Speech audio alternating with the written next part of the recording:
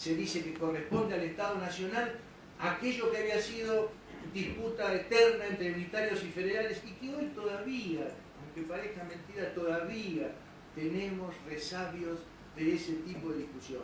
Los derechos de aduana, los derechos de importación y exportación. Y si no, fíjense lo que ocurre con las retenciones a la exportación de soja.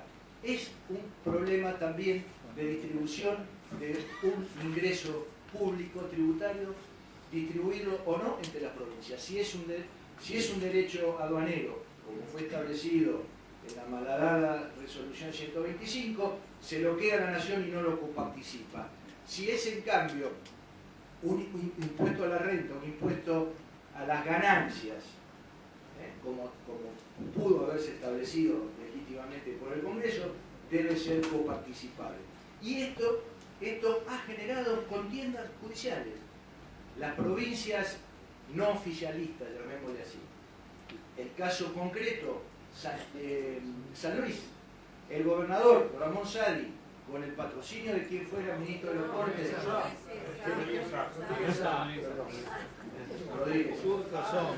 Me equivoqué de provincia. Ramón Sali está en Catamarca. Alberto Rodríguez. Ojo que no perdona.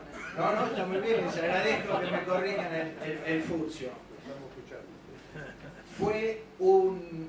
Hizo una demanda ante la Corte Suprema de Justicia de la Nación, con el patrocinio de quien fuera ministro de la Corte, Rodolfo Carlos Barra, ilustre profesor de Derecho Administrativo, una demanda de más de 60 carillas, que la Corte el año pasado se declaró competente, y ahí tenemos un pleito donde la provincia de San Luis le reclama a la Nación que le devuelva la incidencia de las retenciones a la agroexportación desde el año 2001 a la fecha de la sentencia y con intereses, porque no debió encararse como un aforo de derecho aduanero, sino como un aumento del impuesto a las ganancias y por lo tanto coparticipable.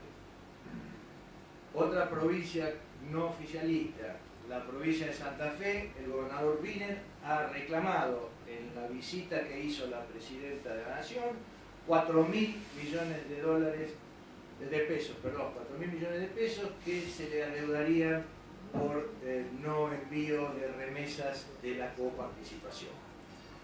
El gobernador de la provincia de Buenos Aires, Daniel Scioli, en el discurso de inauguración del 2 de marzo, es decir, hace unos poquitos días, de la ante la Asamblea Legislativa al inaugurar el periodo de sesión del Congreso Provincial, hizo mención, no tan categórica como San Luis ni como Santa Fe, pero ha hecho mención a que va a reclamar, sí, que se le debe a la provincia una reparación histórica por la merma del punto de la coparticipación. De manera que esta disputa de unitario y federalismo de la provincia contra la nación parece mentira, pero en forma larvada todavía tiene actualidad. La cuestión de la coparticipación impositiva en la reforma constitucional de 1994 fue interpretada en dos sentidos diferentes. Algunos dijeron que era una reafirmación del federalismo, por ejemplo, porque establecía la obligación del Estado Nacional de coparticipar los impuestos indirectos, que antes no lo decía, ratificando el carácter temporario y excepcional de los impuestos directos y también haciéndolos coparticipables, más algunas otras características que sea el tiempo vamos a repasar. Otros, en cambio, sostienen lo contrario, sostienen que al haberse incorporado el régimen de coparticipación a la Constitución Nacional, se le ha dado jerarquía constitucional, se ha consolidado una anomalía que arranca allá en la década del 30 con la distribución del impuesto a las ventas y del llamado por entonces impuesto a los réditos, que fue una iniciativa unilateral del Estado Nacional.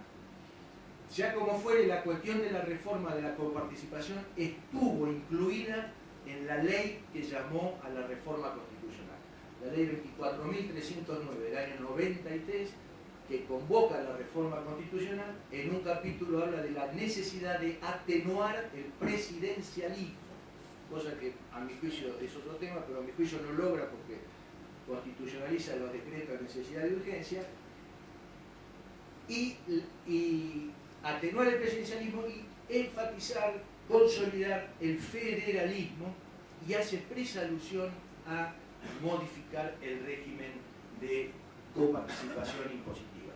Algunas provincias, el proceso de reforma constitucional de la provincia fue en muchos casos anterior a la reforma nacional. Después de la normalización institucional de 1983 en adelante, muchas provincias hicieron sus reformas constitucionales.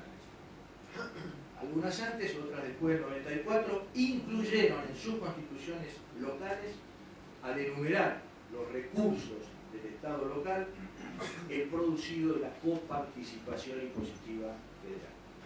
La Constitución de la Ciudad Autónoma de Buenos Aires, que es una de las últimas constituciones, de 1996, en el artículo 9 expresamente menciona este recurso.